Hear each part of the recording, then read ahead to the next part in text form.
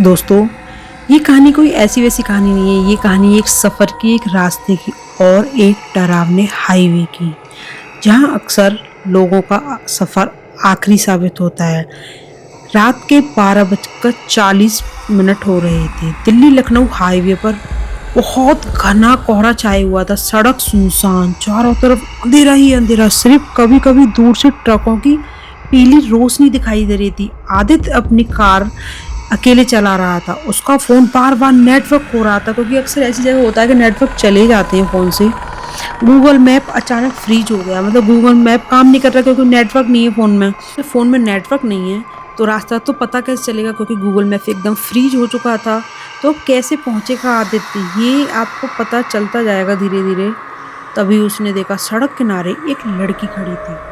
इतने सुनसान हाईवे पर एक लड़की, उसने एकदम सफ़ेद कपड़े यानी सफ़ेद साड़ी पहनी हुई है, बिल्कुल सफ़ेद स्नो वाइट, और उसके बाल पूरे मुंह पर ढके हुए थे। चेहरा नीचे झुका हुआ, कहते हैं ना बाल एकदम, बाल से पूरा फेस एकदम कवर होता है कि उसका चेहरा दिख ही नहीं पा रहा था कि कैसा था। और सर उसका नीचे झुका हुआ था, चेहरा चेहरा मतलब बिल्कुल थोड़ा नीचे की तरफ झुका रखा था। आदित्य ने कार धीमी की। जैसे ही वो पास पहुंचा, लड़की ने धीरे धीरे सिर उठाया और फिर उसने बाल अपने साइड में किए। उसकी आंखें पूरी तरह काली थीं, जैसे हमारी आंखों में वाइट हिस्सा भी होता है, ब्लैक भी होता है, लेकिन उसकी आंखों में कोई वाइट हिस्सा नहीं था। सिर्फ पूरी आंखें काली की, एकदम काली, घने एकदम बादल होते हैं ना काले, उससे भी ज़्यादा काली। आदित्य घबरा गया और तुरंत कार तेज कर दी। वो समझ गया ये कोई नॉर्मल लड़की नहीं है। आदित्य समझ चुका था ये कोई नॉर्मल लड़की नहीं है, ये आत्मा है, कोई बुरी आत्मा है जो उसको मारना चाहती है, या कहते हैं उसकी गाड़ी पर कब्जा करना चाहती है, उस पर कब्जा करना चाहती है। थोड़े आगे चलते ही आदित्य ने देखा कि उसकी गाड़ी का जो अंदर वाला मिरर होता है उसमें दिख रही है एक लड़की की परछाई। परछाई क्या, लड़की ही दिख रही है, पीछे गाड़ी में बैठी है वो, जबकि आदित्य तो एकदम अकेला था। आदित्य के साथ कोई नहीं था, तो अकेली गाड़ी में, बंद गाड़ी में कोई इंसान तो आके बैठ नहीं सकता। जैसे ही वो पीछे पलट के देखता है, पीछे वाली सीट पर कोई भी नहीं बैठा था, कोई भी नहीं था। आदित्य ने ब्रेक मारी, पीछे देखा, कोई नहीं है वहां पर, कोई भी नहीं है। वो और ज्यादा डर गया, उसका दिल तेज धड़क रहा था, बहुत तेज धड़कने लगा उसका दिल। और फिर वो ये सोचने लगा, शायद मैं ओवर थिंक कर रहा हूँ, मैंने आगे कोई आत्मा देखी है इसलिए मुझे वो दिख रही है। आजकल के लोग ओवर थिंकिंग के चक्कर में ये और सोचने लग जाते हैं, उसने खुद से कहा। कुछ दूर आगे बढ़ा तो एक ढाबा दिखा। वहाँ उतरकर पानी पीने गया। वहाँ पानी पीने गया, उसे बहुत तेज प्यास लगी थी। ढाबा वाला उसे घूरने लगा और पूछने लगा, आप किधर से आ रहे हो? वो कहता, दिल्ली से। ढाबे वाला अचानक गंभीर हो गया। क्यों गंभीर हो गया? उसको कोई राज पता था क्या इस हाईवे का? इस रोड पर रात में किसी को लिफ्ट मत देना, खासकर सफ़ेद कपड़े वाली औरत यानी सफ़ेद साड़ी वाली लड़की को तो बिल्कुल भी लिफ्ट मत देना। आदित्य का गला सूख गया। वो आदित्य बोला, क्यों?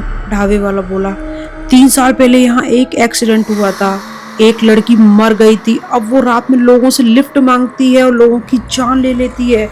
वो आज भी ये इसी जगह पर जिंदा रहती है। जिंदा क्या, उसकी आत्मा रहती है।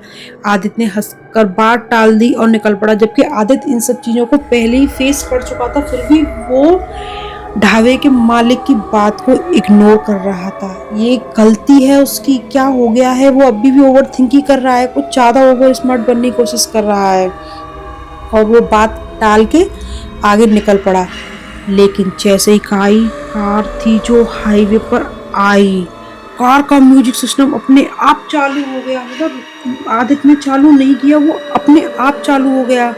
पुराना गाना बजने लगा। फिर अचानक आवाज आई, मुझे घर छोड़ दो, मुझे घर छोड़ दो।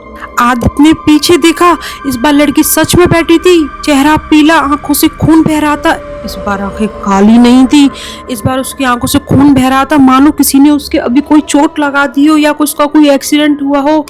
और वो बोल रही थी, मैं मरना नहीं चाहती थी, मैं मरना नहीं चाहती थी। वो यही बात बार बार बोले जा रही थी, मैं मरना नहीं चाहती थी, मैं मरना नहीं चाहती थी। वो मरना नहीं चाहती थी तो किसने मारा या फिर उसका एक्सीडेंट हुआ, ये आपको आगे पता लगेगा। आदित्य ने कार तेज कर दी। जीपीएस अपने आप एक नया रास्ता दिखाने लगा। Location village Khairpur.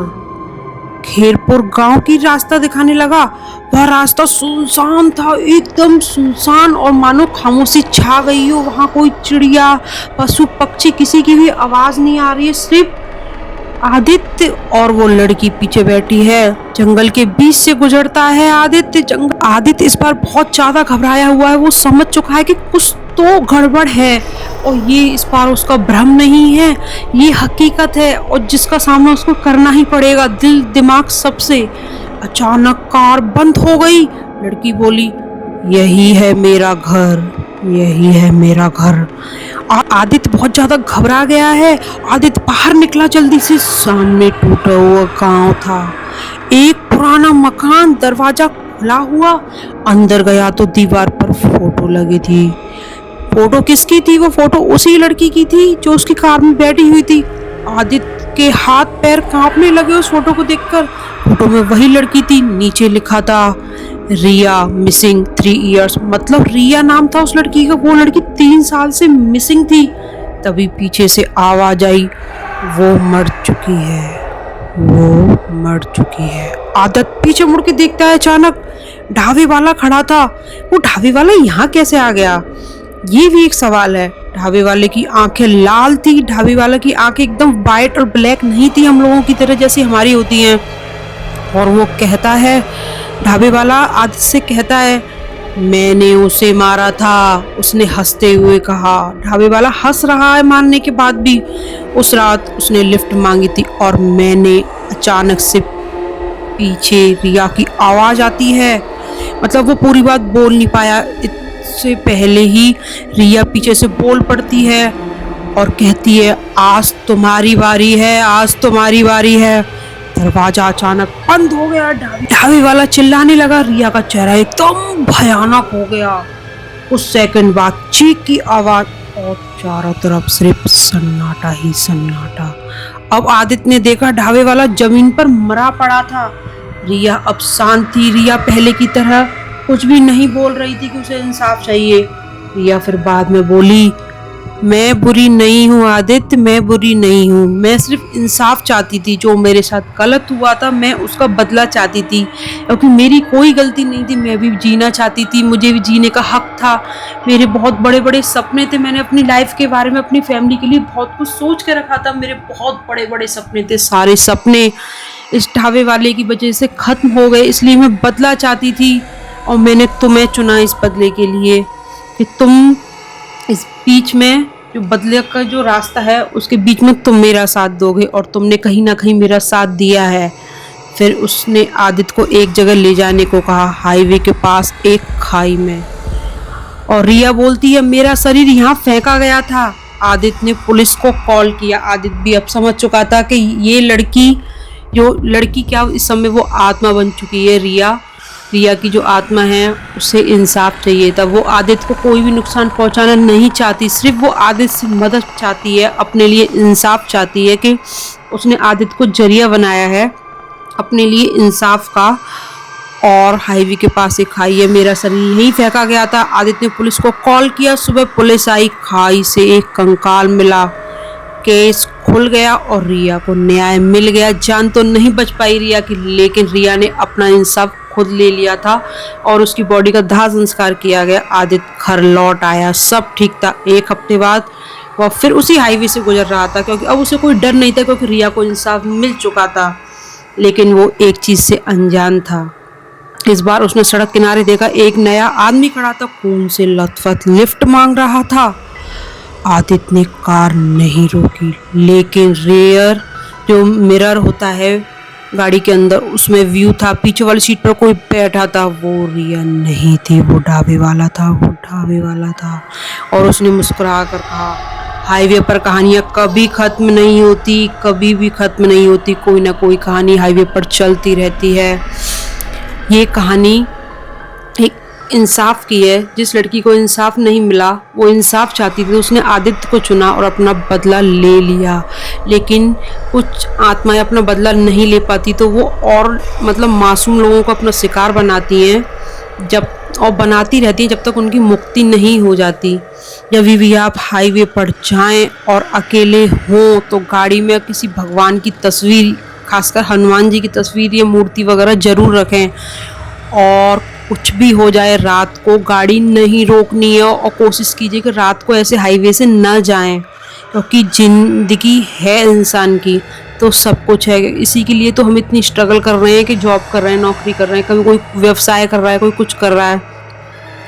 कभी भी हाईवे पर जाएं या किसी भी सुनसान सड़क पर रात को जाएं तो गाड़ी नहीं रोकनी, चाहे सामने लड़की खड़ी हो चाहे लड़का खड़ा हो, कोई भी खड़ा हो। क्या पता वो लड़की हो या लड़का ना हो, वो किसी की आत्मा हो, क्या पता वो आपकी जान ही ले ले। हर कोई रिया की तरह अच्छा नहीं होता जिसने आदित्य की जान नहीं ली, और हर आत्माएं अच्छी नहीं होती और हर आत्माएं बुरी नहीं होती। इसलिए सावधानी अपने हाथ में है और भगवान का ध्यान करते रहिए। आपको ये वीडियो कैसी लगी है जल्दी से कमेंट में बताइए, और एक लाइक तो बनता है, प्लीज़ एक लाइक कीजिए और चैनल को सब्सक्राइब कीजिए। वीडियो पसंद आई है तो मैं आगे और ज़्यादा वीडियोस बनाऊंगी, इसके लिए कमेंट कीजिए किस टॉपिक पर चाहिए आपको। राधे राधे।